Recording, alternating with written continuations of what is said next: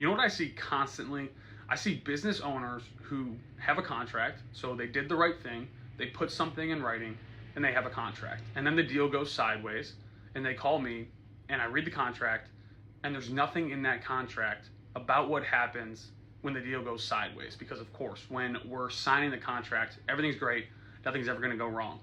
When in reality, that's the whole point of the contract. Really, only point of the contract is to define what happens if something goes poorly. So what do we do when something breaks down? And it's just not there. And so now we're going to court and we're asking a judge to figure out what these two parties meant and what the remedy should be. And that judge has no idea who these people are. That process is going to take 2 years and cost both sides a lot of money, no matter who wins.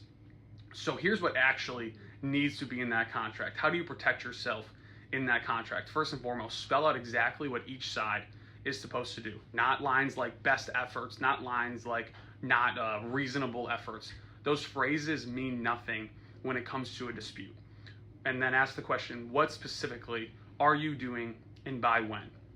And then you also want to put in default and cure provision. So if somebody drops the ball, how many days do they get to fix it before the other side can walk? And you really need to find that number. And then lastly, put in how disputes get resolved. So is it arbitration or is it litigation? What state's laws govern that contract? That stuff matters and people skip over it all the time. And then this is a kicker. Always put in an attorney's fees clause, because in most states, if you win and there's no fee clause, you still eat your own legal fees, even if you were right the entire time. So if you want to recover what you spent fighting this, it has to say so in your contract on the front end. And none of that is really complicated stuff. It's just the stuff that actually matters when things go wrong, which is the only time a contract gets tested anyways.